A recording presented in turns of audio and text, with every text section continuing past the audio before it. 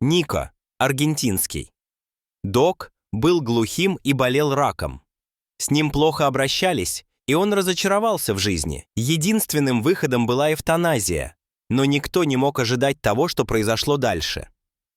Кеннет Дарвин проработал ветеринаром почти 20 лет. За эти 2 десятилетия он спас многих любимых домашних животных, но он также усыпил многих животных, чтобы облегчить их страдания. Он всегда разрывался, когда приходилось принимать решение усыпить животное. С одной стороны, его сердце было разбито. С другой стороны, он был благодарен за то, что мог помочь облегчить их страдания. Сегодняшний день ничем не отличался. Он ввел пентабарбитал в капельницу, на смотровом столе. Перед ним лежал аргентинский дог. Он был красивым, мускулистым мужчиной. Но это животное сдалось. Если бы он мог говорить, это, вероятно, сказало бы ему, что с ним покончено. Кеннет собирался ввести иглу в вену на ноге собаки, когда вбежала медсестра и настоятельно попросила его остановиться. Собаку пришлось вычеркнуть из списка убитых. В некотором смысле Кеннет почувствовал облегчение. Он погладил пса по голове и почесал его за ушами. Пес почти не отреагировал. Он просто уставился в пол. Медсестра объяснила, что это произошло благодаря спасательнице животных Келли Гибсон. Она собиралась ухаживать за животным, чтобы оно выздоровело. «Благослови Господь ее сердце», — сказал Кеннет. Келли Гибсон вдавила педаль газа в пол. Она мчалась в ветеринарную клинику Кеннета Дарвина так быстро, как только мог вести ее джип. И она надеялась, что доберется туда вовремя. У нее вошло в привычку проверять еженедельный список жертв приюта для животных. Ей хотелось спасти всех животных, но она знала, что это невозможно. Но время от времени она натыкалась на фотографию или анкету животного, усыновленного в последний момент. Это каким-то образом заговорило с ней. В этих случаях она отбросила осторожность, договорилась о том, чтобы животное было вычеркнуто из списка убитых, и дала ему временный приют, пока искала вечную семью. Именно так она наткнулась на фотографию великолепного аргентинского дога по кличке Нико. Изначально фотография была сделана, чтобы привлечь внимание возможных усыновителей. Фотография стала вирусной, затронув сердца любителей животных по всему миру. По-своему подавленное, травмированное животное стало символом жестокого обращения с животными повсюду. Но Келли сразу поняла, что Ника никогда не найдет дом, если она не вмешается. Собака была в изможденном состоянии. Шрамы на его теле были свидетельством жестокости, которой он подвергался на протяжении многих лет. На его голове, лице и задних конечностях были следы собачьих боев, бича в Сан-Диего. Нико также был полностью глухим, и сочетание длительного жестокого обращения и неспособности слышать сделало его раздражительным. В довершение всего у Нико повсюду были раковые опухоли. Если Нико собирался выжить, ему требовался особый уход. Но Келли была убеждена, что сможет найти Нико любящий дом, при условии, что сначала она вылечит его. Самое главное, ей нужно было убедить собаку, что не все люди так жестоки, как те, кто постоянно заставлял ее драться не на жизнь, а на смерть. Когда Келли прибыла в палату Кеннета Дарвина, она впервые как следует рассмотрела собаку. Это было хуже, чем она себе представляла. Нико сидел, вжавшись в угол своего чайника. Он не обращал внимания на ее присутствие. Нико просто смотрел в пол. Эта собака была более подавлена, чем она когда-либо видела у животного. На долю секунды Келли усомнилась в мудрости своего решения вмешаться. Если бы этому псу дали выбор, она была уверена, что он предпочел бы умереть. Она попросила Кеннета открыть чайник. Он сделал это нерешительно, предупредив, что Нико не может слышать, и если он почувствует угрозу или будет удивлен, он обязательно набросится на нее. Келли перевела дыхание, вошла в конуру и закрыла за собой калитку. Пес не поднял головы. Он даже ухом не повел. По его спине не пробежала рябь. Ничто не указывало на то, что он вообще знал о ее присутствии. Келли медленно приблизилась к животному. Он был мускулистым. Его уши были подстрижены.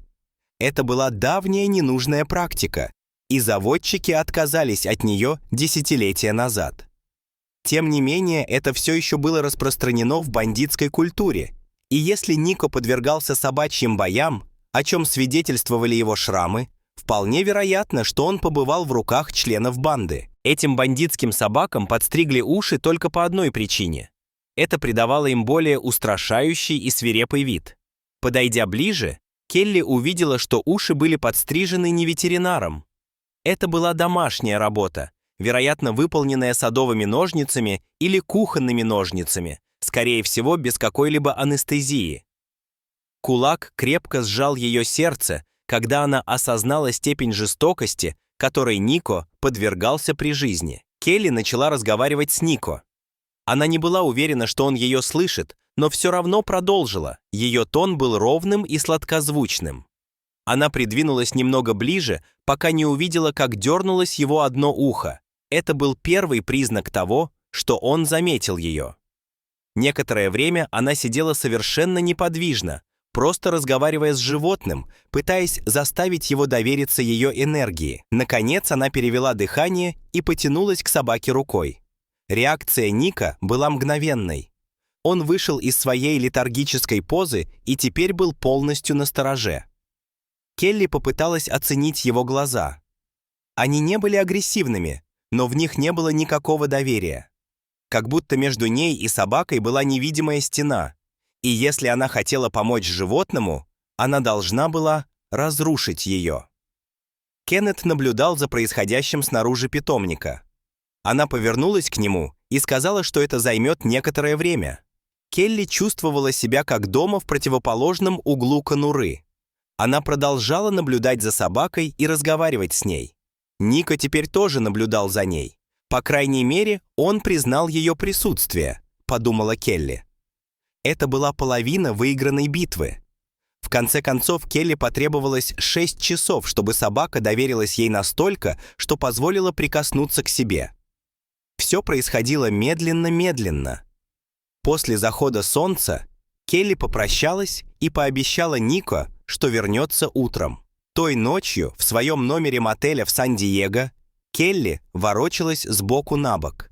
Не разговаривая с ней, пес сумел так много рассказать о своем душевном состоянии, и картины жестокости, которой подвергался Нико, преследовали ее во сне. Его свобода была бы украдена у него еще щенком. Поскольку аргентинские доги были похожи на питбулей, уличные банды всегда были в поиске щенков. Они просматривали объявления и следили за заводчиками в поисках новых пометов. В то время как большинство добросовестных заводчиков никогда бы не подумали о передаче щенка членам банды, некоторые были достаточно беспринципны, чтобы смотреть в другую сторону. И щенки, с которыми они расставались, неизбежно попадали в собачьи бои или другие условия плохого обращения.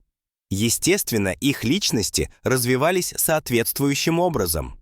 Собаки и банды были чрезмерно агрессивны. Это происходило потому, что для них не было другого применения.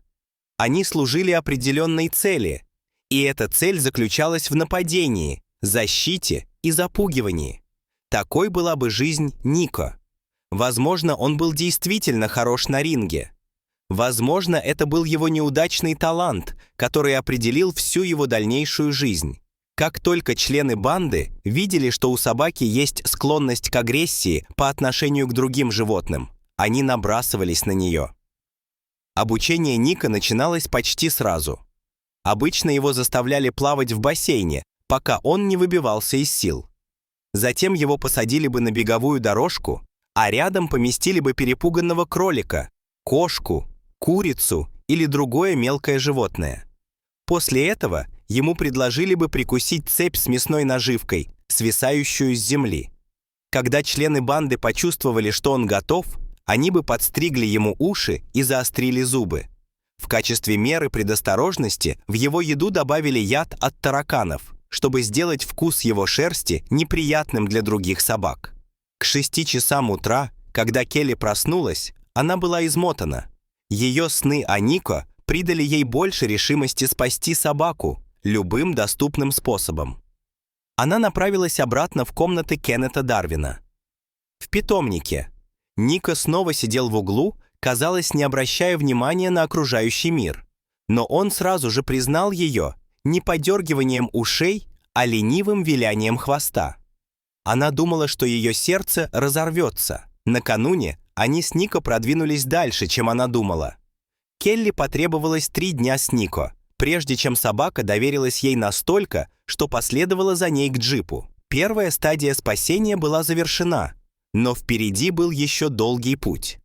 Перед уходом Келли опустила стекло и спросила Кеннета о лечении рака Нико. «Я провел несколько анализов вскоре после того, как он впервые прибыл сюда», — сказал Кеннет. «И я думаю, мы сможем его вылечить. На самом деле, я думаю, есть хороший шанс, что мы сможем удалить опухоли и избавить его от рака. Но сначала вы поработайте с ним.